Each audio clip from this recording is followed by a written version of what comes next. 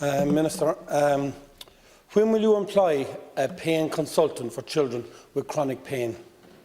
We have a family in Limerick where one of the parents and two of the children were diagnosed with Ehlers-Danlos syndrome. Patches for pain alone cost €130 for one child, and this is not covered under the medical cards scheme.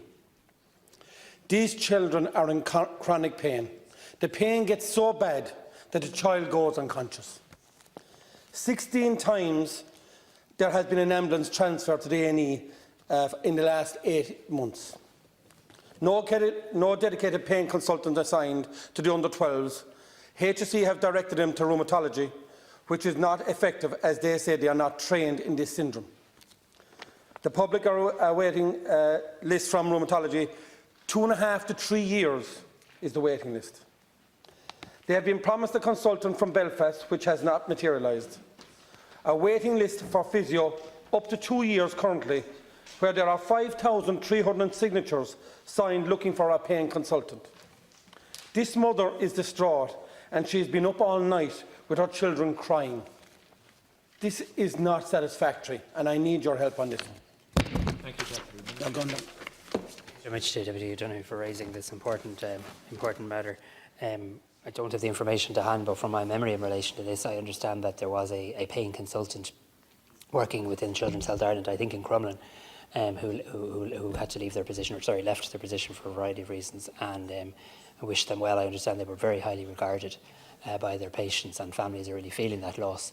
I understand that the HSE were in the process, last time I checked, of trying to recruit a replacement. But what I will do, Deputy, on foot of your query here today, is I'll take the individual details of the cases you've referenced and I'll ask the HSE to respond to you directly, and I'll also find out where they're at in terms of the recruitment of a new full-time consultant. I know what they were trying to do in the interim was put together a multidisciplinary team, which sounds to me like from what you're saying there, but I understand that's not the same as what the families want and need. So I'll revert to you directly and ask the HSE to come back on the specific cases. Breathing difficult.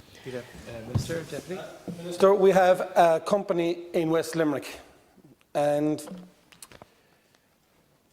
have made great inroads into producing a complete process and producer around the temperature monitoring of staff. This company is operating to ISO and IEC standards and FDA guidelines. They have tested in a lot of situations and now have its highest standard. Their issue is that they are competing with companies that have brought in equipment from countries like China that have no approval of Irish companies and using their methods have no backup for temperature screening. This is not a level playing field and is not reliable. We have had this virus and it seems that we've been told has materialised from China. Now we are promoting businesses in China to come in here and for temperature. We have companies in Ireland, we have companies in Limerick that are producing this to the highest standard, to the HSE standard. We should look in our country before any equipment is brought in from China. I think they've given us enough, and it's now time that we looked after our own companies to fix the problem. Thank you, Deputy. Minister. Thanks, Deputy. I mean, obviously, the first thing we were trying to do in terms of sourcing any equipment is to source it from wherever we could source it from. And I was very pleased that we were able to secure some international supply chains to get access to personal protective equipment and the likes. But if the general point you're making is about the importance of trying to provide, ensure that we can support Indigenous industry in our own country. Certainly that's something that's been raised by a number of deputies in this House, and I intend to talk to my colleague. I've already have the Minister for Business, Enterprise and Innovation about how we can work together to help support Irish businesses work in this area. But we are, I do want to say, very grateful to international partners for providing us with that equipment at a time when we couldn't source it in other places.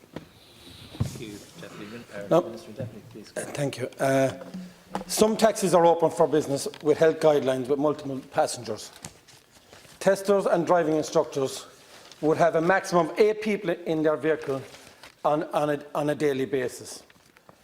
There needs to be some ease of restrictions on this. One solution might be that an instructor can use their own car only, that is RSA compliant. Regulations are put in place that all instructors abide by the hygiene standards laid down by the RSA. Many have antibacterial seat covers with incentives can be sanitised if their car needs to be sanitised after every lesson. These machines cost roughly €400 to €500 that do vehicles, but it can be done in a 10-minute cycle to sanitise the vehicle.